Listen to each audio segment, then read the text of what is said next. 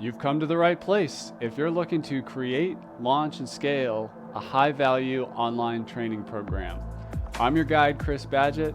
I'm the co-founder of LifterLMS, the most powerful learning management system for WordPress. Stay to the end. I've got something special for you. Enjoy the show. Hello and welcome back to another episode of LMS Cast. I'm joined by a special guest. We've got Emily Middleton coming back on the show. We're going to talk about some exciting stuff around the future of collaboration, around building a brand and a company culture, and how to immerse yourself in your project in a way that's going to lead to a lot higher odds of success. But first, welcome to the show, Emily. Thank you. I'm happy to be here. I'm making another appearance close to episode 500. Y'all have been going for a long time, and it's been a cool journey. Yeah, it has been fun. I can't believe we've been podcasting for over 10 years. It's wild. So yeah, getting up there to half 1,000 episodes. I wanted to get you on today to really dive into some counterintuitive or more just deeper insights into the learning management system projects, the online courses, the coaching programs, the membership sites that we see out there that are working. You have clients in the space. You can find Emily at wpcourseguide.com. Check that out. She's also over at Progress on Fire on Twitter. But you work with your clients a little bit differently than a lot of web developers, WordPress developers, website builders. Tell us about your collaborative style of working with clients and how it's different from the typical, I'm going to hire a freelancer to help me build my site. Yeah. So I do a lot of client work, and I've done a lot of client work for about 8 years now, and it's all been in WordPress. From content entry into a website, copying and pasting content from one platform to the other, to now doing like full custom coding and full website builds and all that kind of stuff. There's a lot of different types of service that you can get when it comes to working with freelancers, when it comes to working with consultants. For me, I have ADHD and I need to be live on Zoom with people. So for me, it evolved out of necessity that it's hard for me to pay attention to what's going on if I'm not working with somebody or doing body doubling. And it turned into a value add to say to clients, the primary way I work is with you live on Zoom. It feels maybe like it would be easier if you were to just send me an email and I were to do the work in the background, but what that ends up with a lot of back and forth and a lot of expectations not being hit. And I can't ask you the small questions when we're actually working. So if we're live on Zoom together, if we're live in a format where we can directly talk, I can share my screen, you can see me do the work live. It just creates so much more of an atmosphere of collaboration. And that's really big for my consulting and client work business that I don't see in a lot of other businesses, where that consulting and working together really comes first and foremost.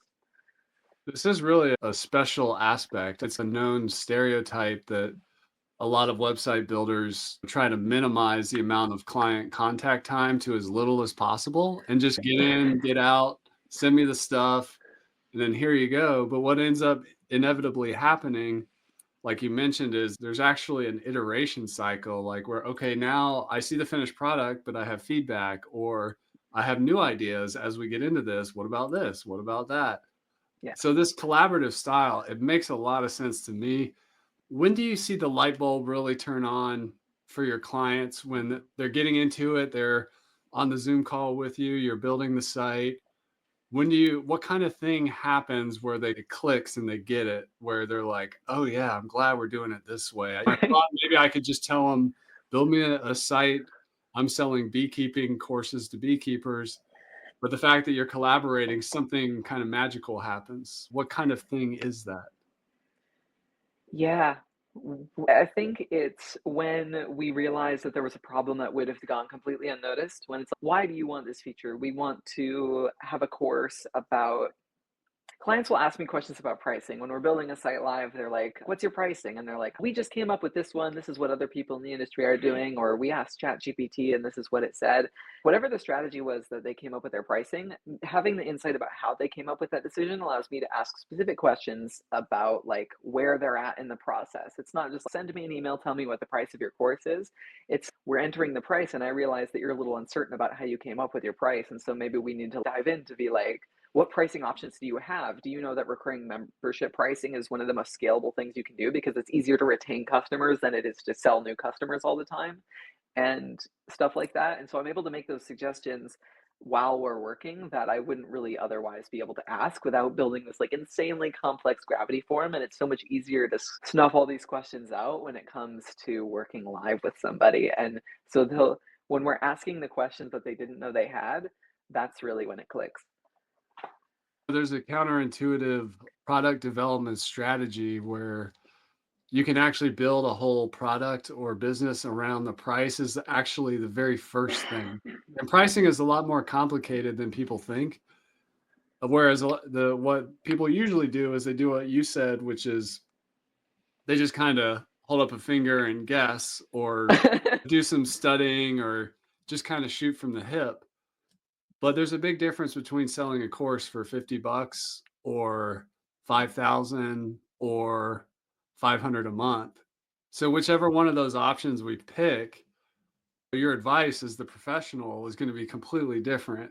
So if you do want passive income, don't want to talk to anybody, sit on the beach, we're looking at the $50 course because to get higher pricing, how are you going to support them? Are they going to get coaching? Is there community? Is there other support mechanisms and so on? And that's a conversation. You can't get a client to like just tell you all that without and get all your insight into that without actually talking to them. Totally. Like I was working with a client recently putting together their first online course. It's like a new kind of course for their industry. It's an industry that they're putting together like a leadership course. But there's so many courses on leadership. It's like a generic practice, but they're doing like specifically leadership within an industry to solve a certain problem. And so their headline was like, fix your productivity. And it's that's not I was like, or we fix your productivity or something. And I was like, what if we could reframe this headline to talk about how it helps the customer? And what we came up with was something like clients tell us that they're constantly or everything is on fire all of the time. We put the fires out, click below to get started. Something like that. And just noticing that kind of thing from someone who's been exposed to the industry and so many course sites for so long, if you can take the value that you innately have as a freelancer or even as a course creator and position to the customer directly, that's such a useful tip. You have so much insight and you want to lean into the insight you have as a freelancer or as a course creator. I'm probably going to miss some in this list, but the thing is, when you work collaboratively, you realize that a talented web developer like Emily is not just a web developer.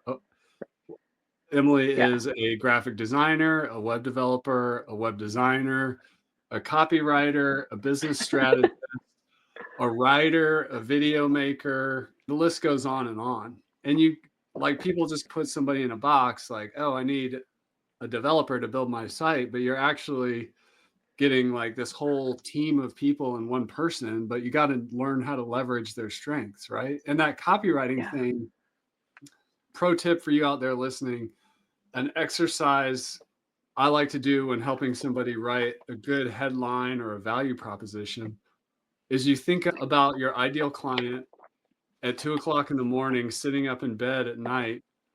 And this is a trick I learned from somebody named Aaron Fletcher. So I like to give credit where it's due.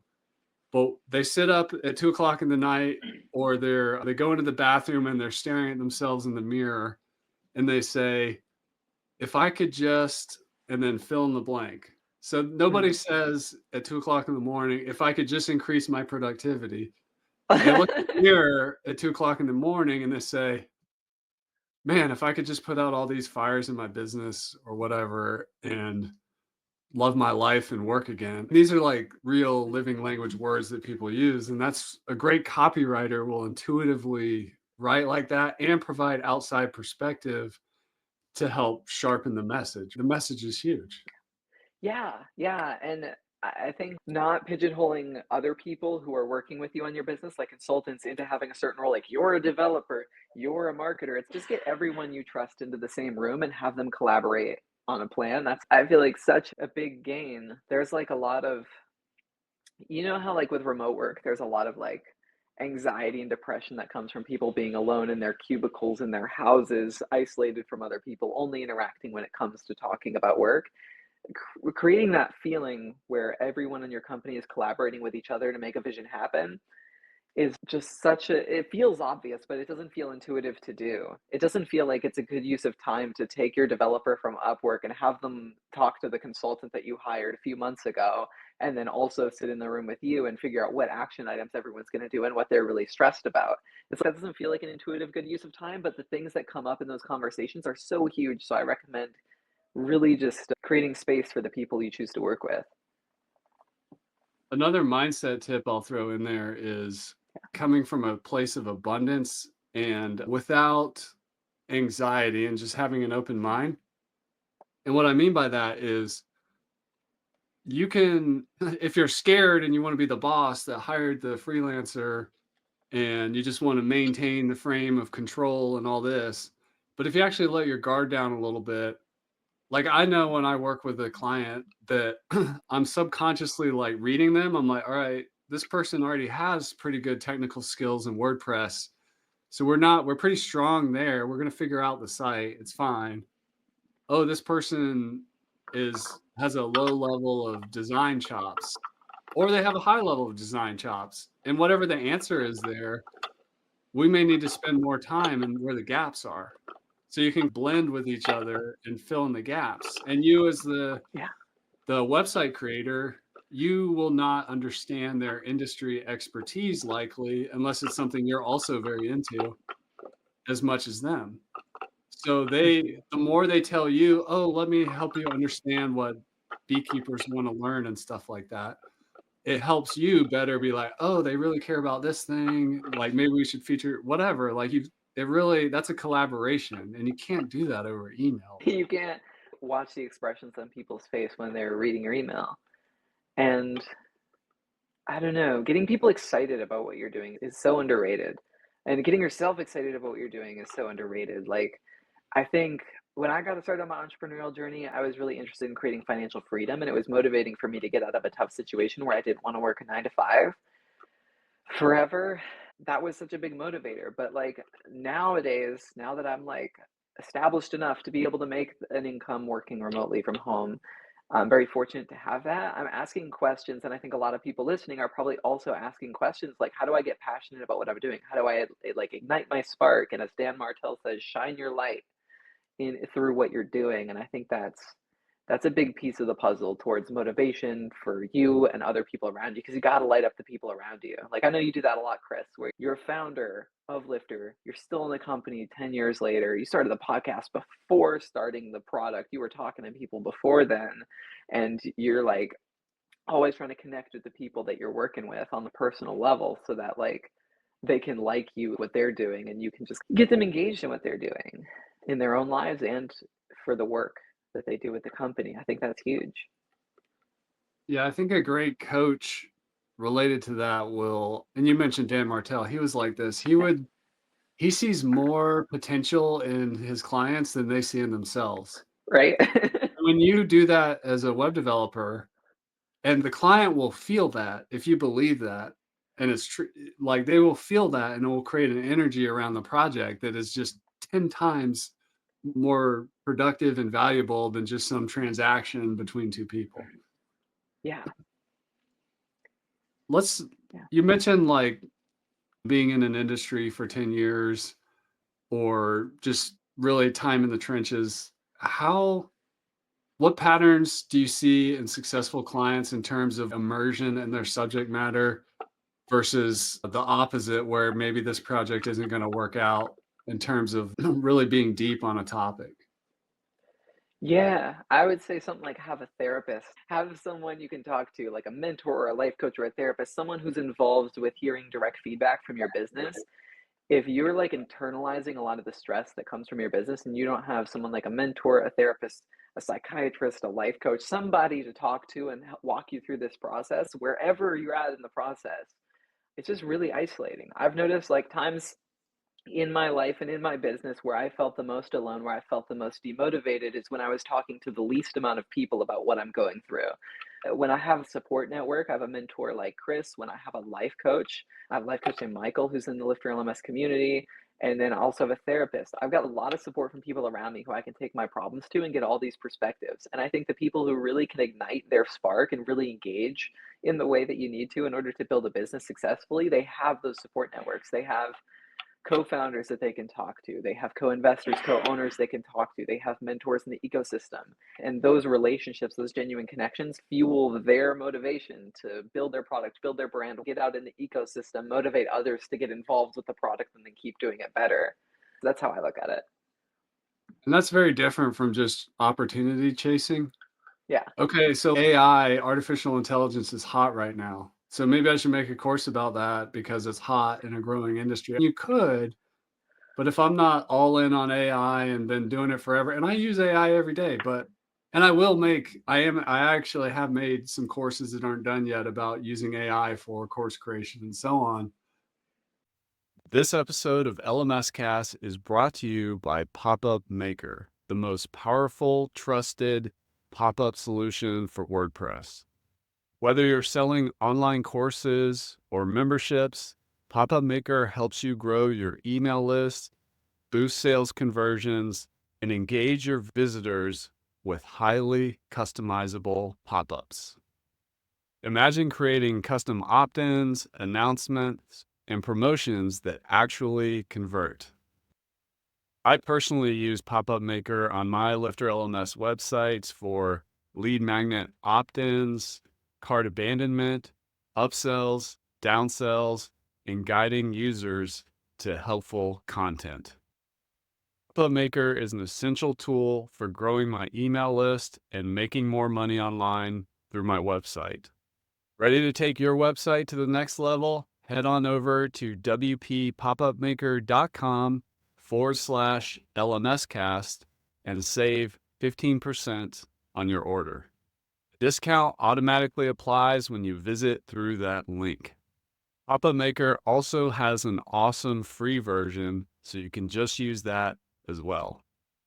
Go to wppopupmaker.com/LMScast and save 15% off your order or get started with the free version now. Get more leads and sales on your website with Pop-Up Maker today. Now back to the episode.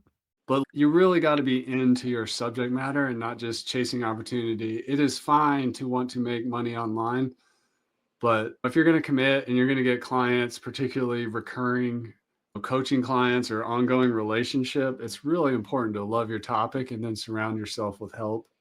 I like the framework I heard once of plus minus equal, which is that if you're in an industry, it's really good to have a mastermind of peers trying to do same or similar things, and then also get coaching help in different aspects of life and business, like with people with more expertise. That's the plus. And then the minus is extending a hand and helping people who are coming up behind you a couple years or a decade behind where you're at. And that creates like a well-rounded kind of ecosystem of support, asking for help, contributing back to your industry, networking with your peers who are having very common challenges at the same time. Yeah, that's super powerful. Yeah. Yeah. A lot of businesses and clients that I've gotten related with that we've worked on their projects, it to some degree feels like a family. And I think it's a really powerful thing to be able to relate to the people around you. And for me, it required a lot of like psychological unblocking and a lot of working through my past and the challenges I had. Why am I in business?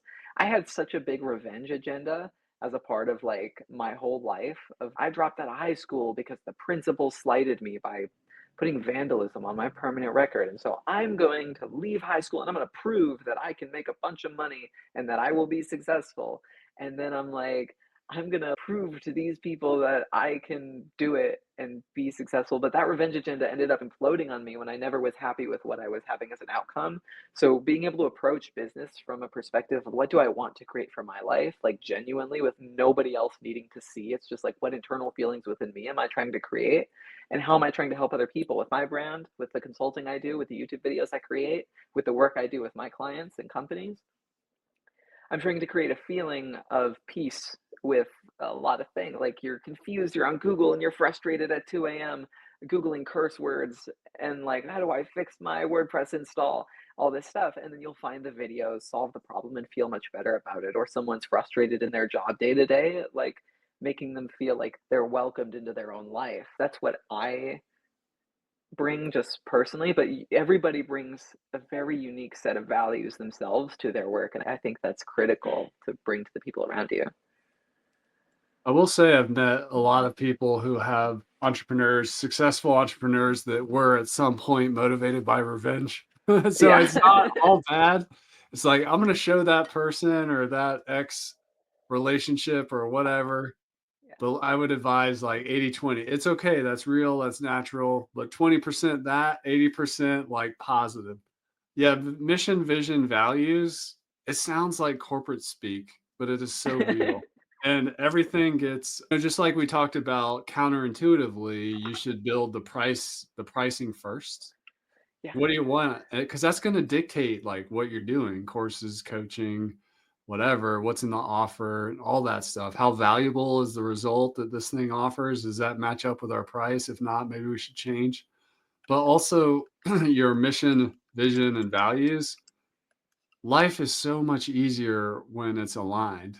And what's particularly awesome, and I feel really fortunate in this regard, is when your life mission and your company mission are the same or very similar. Because then everything's easy because you're on mission.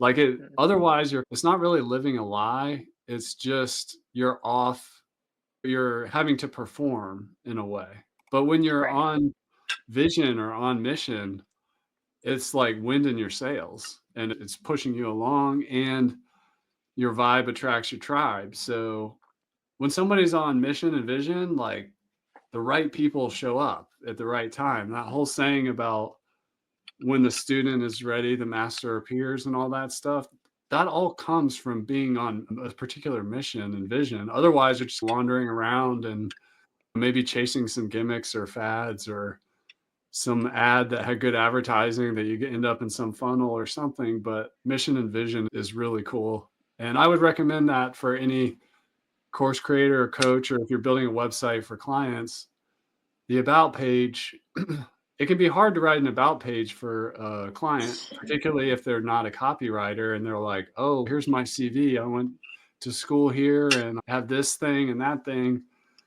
But just add like the vision, like what's the change you want to make in the world? The mission is how you're going to get there.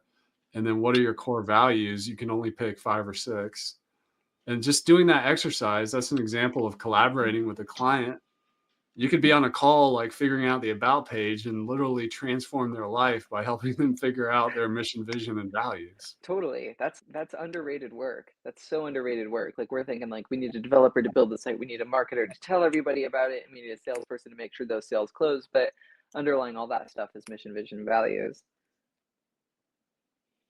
Once we have that, it puts the entrepreneur on path, Yeah. but then they want to enlist other people, like somebody to help build the site. Maybe they want to get Mhm. a virtual assistant. Maybe they want to get somebody to help with marketing and sales. Maybe they want to get somebody to teach on the platform. How have you seen some of your clients with a strong kind of company culture? It comes from mission, vision, and values, but over time it gets bigger than the personal brand of the founder. Even though that's strong, what have you seen with like strong culture brands that build magnetic courses and coaching programs and tend to I feel like one of the most common questions we get asked, even though we're a software company at LifterLMS, is how do I get clients? Do you have mission, vision, values, and a company culture? And have you put your brand out there? And are you attracting like team members and clients? What would you say to that? it's so complicated. It's almost like a paradox of you need to be engaging and you need to have an audience and you have a community and somehow get attention. So where do you start with that? Like for people who have like no audience, I feel like for me, it was answering the questions that were directly in front of me. Like on the Facebook groups I was seeing with the people that were physically around me, they were asking questions, and I would create YouTube videos to answer those questions and send them the answers to those videos. I think there's a few different ways you can go about it. My strategy was to directly answer the questions sitting in my email inbox, directly answer the questions I heard on Zoom meetings, and directly answer the questions I saw in the comment sections. Be really direct. I think that there's not a perfect place to start, really ever, and I see so many people get caught up on finding that perfect place to start, and for some people, that's what they feel like they've gotta do, but what I try to do through my work and what I think others that I've seen are successful do with their work is that they encourage people to start with what they have and where they're at. They have a messaging to their audience that says, "You are valid in where you're at in your journey. Your frustrations are totally real, and we're here to help address those concerns." They're not like, "I'm ready to be a millionaire. Check out how cool my course is." They're not like on that vibe. They're on the vibe of being legitimately helpful to the people around them. And for me, it took a lot of it's like constant like humility. I'll produce YouTube videos and I'm like, I hate the way I sound, I hate the way I look, and I hate the way that I edited this. I'm like, I'm not happy with what I did, but it helps other people. And even if like just a handful of people are helped by that content or it answers a question, it's good enough for now. So I'm producing what is good enough for now to help somebody, and I will iterate and improve over time and encouraging others to do the same, whether you're building sites for clients and encouraging them to launch and feel comfortable with what they're doing, or whether you're having a course or membership site and encouraging the people who are signing up for your course or membership site to feel like they are ready to start approaching whatever problem they're looking to solve or what they're looking to get out of life from your program. I agree with that. Brand and culture is built one conversation at a time. And the thing that people don't get because the human mind can't really comprehend exponential curves is the compounding effect. Hmm. So when you show up, like you said, and I call this the ground game, when you're just helping one person, you're like, all right, this one person, I'm gonna be the guide and I'm gonna give them the solution in a free video or whatever. That's just one person, one interaction, video goes up. Other people search for it, they find it, they discover you and your brand, and then they find out you have paid programs or services or whatever. And then you do that daily, weekly, monthly for years, and then all of a sudden you're like a known entity. Like Right? you are recognized.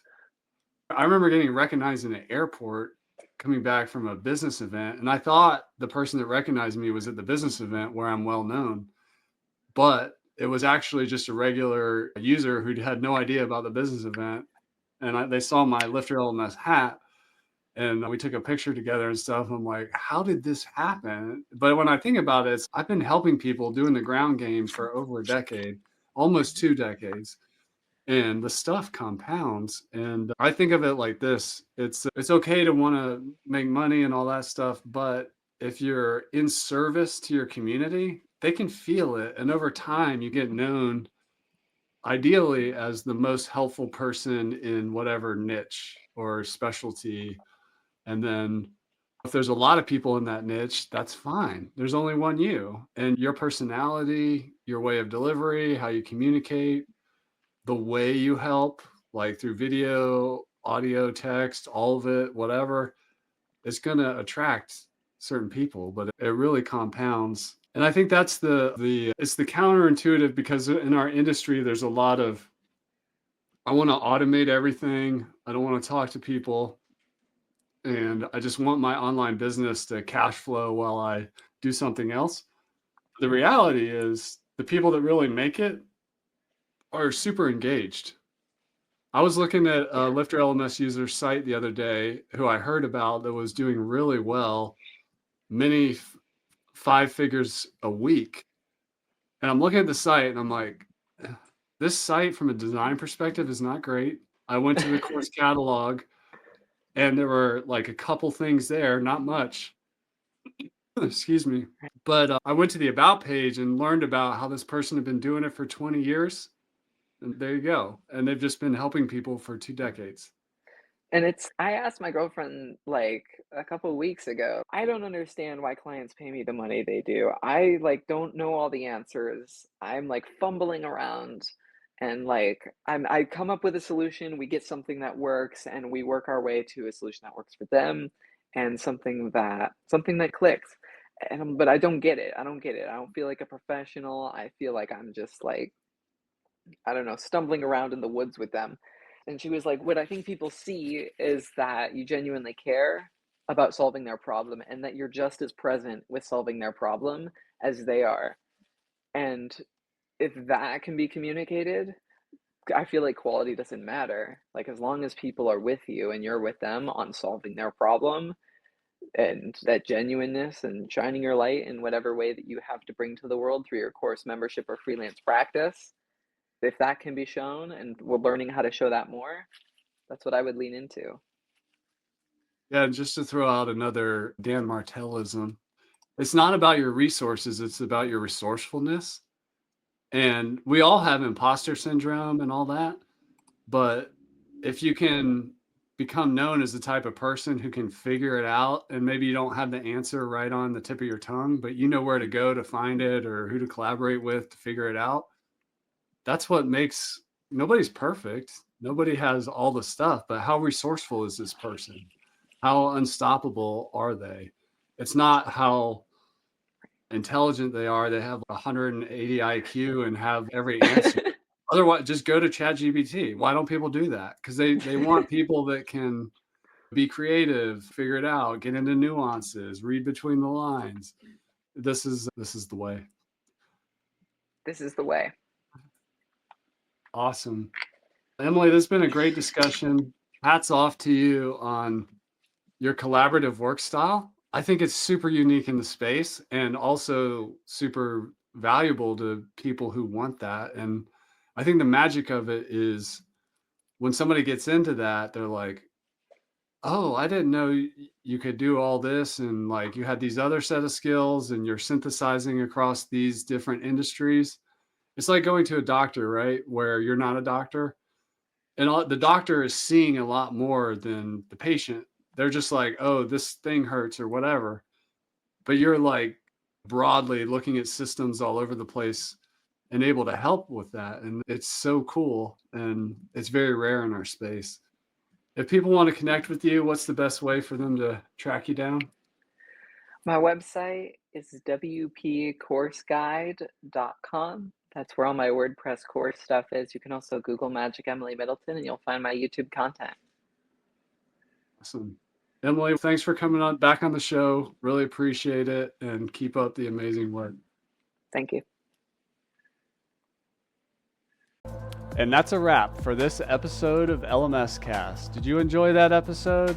Tell your friends and be sure to subscribe so you don't miss the next episode.